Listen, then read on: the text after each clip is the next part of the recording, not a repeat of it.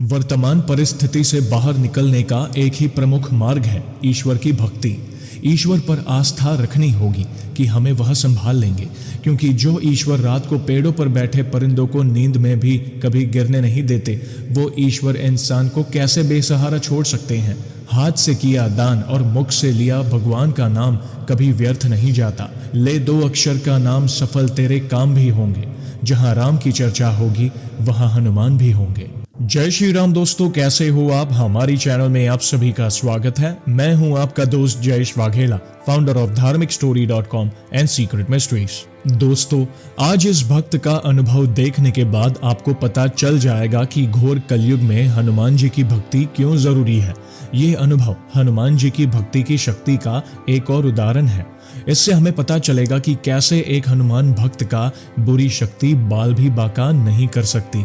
आखिर ऐसा कौन सा संकट आया था इस भक्त पर और कैसे हनुमान जी ने उनकी सहायता की, आइए जानते हैं। तो ध्यान से इस अनुभव को देखिए और समझिए। सभी भक्तों को जय श्री राम। मैं अपना नाम गुप्त रखना चाहती हूँ। मैं महाराष्ट्र के पुणे से बिलोंग करती हूँ। जयेश भाई, सबसे पहले आपका बहुत बहुत धन्यवाद कि आपकी वीडियोस की वजह से मैं हनुमान जी से कनेक्ट हो पाई। आपके वीडियोस ने हमेशा मेरा हौसला बढ़ाया है, मुझे बार बार मोटिवेट किया है। आज मैं अपने कुछ हनुमान जी से जुड़े चमत्कार सभी भक्तों से शेयर करना चाहती हूँ। भैया, मुझे कभी भी शादी नहीं करनी थी। मैं हमेशा शादी की बात को टालती ही जा रही थी। जब भी कोई लड़का आता तो बस मैं प्रभु से प्रार्थना करती कि इससे रिश्ता ना हो। जुलाई महीने में मैं अपने घर गई थी, तब एक लड़का मुझे देखने आया था। तब उसके साथ मेरी कुंडली मैच नहीं हुई तो मैं बहुत खुश हो गई थी। फिर वापस पुणे आकर मैं अपने जॉब में लग गई। फिर दिवाली में जब मैं घर आई तब मैंने अपने माता पिता को बहुत दुख में पाया। मुझे ऐसी कुंवारी देखकर वे दोनों बहुत दुखी थे। फिर एक दिन जब मैं अपने पिताजी के साथ खाना खा रही थी तब उनका दुख उनके आंखों से झलक रहा था। वो देखकर मुझे बहुत ज्यादा दुख हुआ। मैं इतनी खुदगर्ज नहीं हो सकती हूँ। मैंने अपने माता पिता के बारे में अच्छा ही सोचा है। फिर जब मैं नीचे टहलने गई तब हमारे बिल्डिंग के नीचे हनुमान जी का एक मंदिर है। वहां रात को कोई नहीं होता। मैं वहां जाकर बैठ गई। उतने में मेरे पिताजी का कॉल आया कि जो लड़का मुझे जुलाई के महीने में देखने आया था, उसके पिताजी का एक बार फिर से कॉल आया है मेरे लिए। इस बार कुंडली मैच हो गई है, क्योंकि पहले उनको मेरा बर्थ टाइम गलत दिया गया था। मैं सोच में पड़ गई कि ये क्या हो रहा है, पर मेरे पिताजी बहुत दुखी थे। मैंने भी पता नहीं कैसे हनुमान जी से प्रार्थना की कि हे प्रभु, अब मेरी शादी इसी लड़के से करा दो, जो होगा मैं सहन कर लूंगी।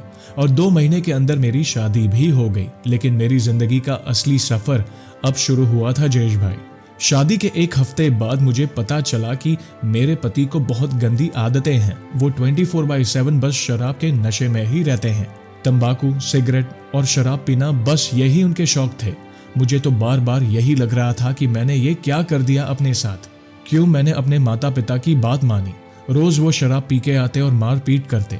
कभी कभी तो पड़ोसी के सामने भी मुझ पर हाथ उठाते थे। रात को घर से बाहर निकाल देते। मैं अनजाने से शहर में रहती थी। वहां का कुछ पता नहीं था मुझे। क्या करूं, कुछ समझ नहीं आता था। मेरे पिताजी ने भी उनको बहुत समझाया। फिर एक दिन उन्होंने खुद मुझे बोला कि मैं उस शहर में रहूंगा तो और बिगड़ जाऊंगा, मुझे यहाँ से ले जा बस। मेरा तो वर्क फ्रॉम होम ही चल रहा था, पर सैलरी बहुत कम थी और शादी में भी बहुत खर्चा हो चुका था। उन्होंने तो अपने सारे पैसे शराब में उड़ा दिए थे। ऐसे में मैं क्या करती। उसी शहर में एक स्वयंभू हनुमान जी का मंदिर था।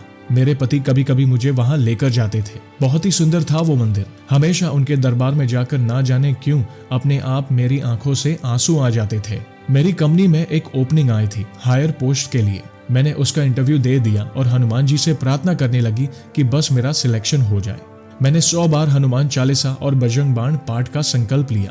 फिर जून महीने में मेरे पति को भी जॉब से निकाल दिया गया। फिर तो हालत और खराब हो गई थी मेरी। दिन रात मैं बस हनुमान जी से प्रार्थना करती रहती थी। फिर हमने 1 जुलाई को पुणे जाने का फैसला लिया, पर मेरी अकेली के सैलरी में सब कैसे होता। फिर उसके पहले ही 25 जून को मुझे रात को कॉल आया कि मेरा सिलेक्शन हो गया है, वो भी हायर पोस्ट के लिए। मेरी सैलरी भी डबल हो गई थी। आप यकीन नहीं करोगे जयेश भाई, उस टाइम मैं बहुत खुश थी।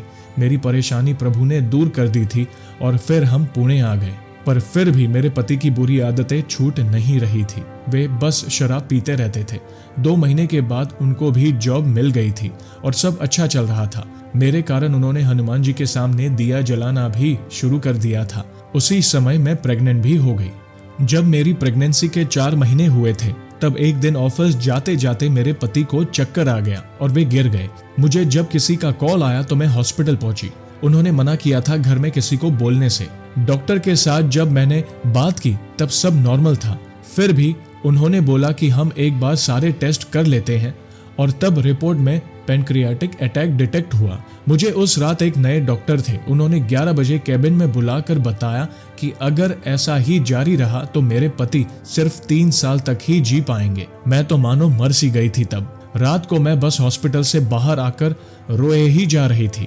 सुबह जब बड़े डॉक्टर आए तब उन्होंने मुझे बहुत हौसला दिया, मुझे संभाला और कहा कि मेरे पति को एक बार ठीक हो जाने दो, फिर हम उनका काउंसलिंग करेंगे, और भरोसा दिया।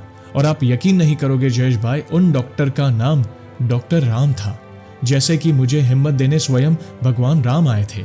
आज प्रभु की कृपा से मेरे पति एकदम ठीक है और वे उन बुरी आदतों से बाहर आ रहे हैं। बस अब एक ही इच्छा है मेरी कि मेरा बच्चा इस दुनिया में अच्छे से आ जाए, उसे कोई तकलीफ ना हो। हॉस्पिटल के कारण 45 दिन तक मैं बहुत स्ट्रेस से गुजरी थी। ऑफिस, हॉस्पिटल, घर, ना नींद थी और ना ही ठीक से जग पा रही थी, ना खाना टाइम से हो रहा था। फिर भी मुझे और मेरे बच्चे को कुछ नहीं हुआ। ये सब हनुमान जी महाराज की कृपा ही तो है। फिर इसी महीने एक और अद्भुत घटना हुई। मुझे और मेरे पति को अर्जेंट मेरे दीदी के घर किसी कारण जाना पड़ा, वो भी रात के समय। उसके घर का रास्ता हमें पता था, हम हमेशा वहां जाते थे। हाँ, बस रास्ता थोड़ा सुनसान है। उस रात बारिश भी हो गई थी और हम दोनों दीदी के घर जाने के लिए निकले। आप यकीन नहीं करोगे जयेश भाई, हम गोल गोल बस घूमते ही जा रहे थे जैसे कोई चक्का हुआ हो। जब माता रानी का मंदिर फिर से मुझे दिखा तब ये बात हम दोनों के समझ में आ गई थी कि एक ही रास्ते पर हम घूम रहे हैं, आगे जा ही नहीं पा रहे हैं। मैंने उसी समय हनुमान चालीसा पढ़ना शुरू कर दिया और तभी एक आदमी हमें मोटरसाइकिल से वहां से जाते हुए दिखा। मैंने तो उनको हनुमान जी महाराज ही समझ लिया। उन्होंने हमें उनके पीछे पीछे आने के लिए कहा और हाईवे तक छोड़ दिया। जयेश भाई, हर बार मुझे हनुमान जी महाराज के होने का एहसास होता है। फिर दूसरे दिन मेरी माँ ने बोला कि प्रेग्नेंट महिलाओं को घर से बाहर रात को नहीं जाना चाहिए, इसलिए बुरी शक्ति ने हमें भटकाया था। वो बात हमें उस वक्त समझ नहीं आई थी, पर जिसके साथ हनुमान जी होते हैं वहां कोई भी बुरी शक्ति टिक नहीं पाती। जयेश भाई, आपके पास तो हर दिन हजारों हनुमान जी के भक्तों के अनुभव आते होंगे। अगर संभव हो तो मेरा ये अनुभव भक्तों तक जरूर पहुंचाए, ताकि लोगों को हनुमान जी की भक्ति की शक्ति के बारे में पता चले। तो दोस्तों, देखा आपने, मैंने कहा था ना, क्यों इस घोर कलयुग में हनुमान जी की भक्ति जरूरी है। इसलिए सच्चे दिल और पवित्र मन से प्रभु के नाम का स्मरण करें। देखना, परिस्थिति कितनी भी कठिन क्यों ना हो, वे आपको उस कठिन से कठिन परिस्थिति से बाहर जरूर निकालेंगे। तो ऐसे ही है हमारे बजरंगबली। तो दोस्तों, कैसी लगी श्री हनुमान जी के चमत्कार से जुड़ी आज की ये वीडियो को लाइक और शेयर जरूर करिएगा, ताकि ज्यादा से ज्यादा लोगों तक श्री हनुमान जी की महिमा को हम पहुंचा सके। और जल्द ही एक और सच्ची घटना के साथ हम वापस लौटेंगे। तब तक जय श्री राम, जय हनुमान।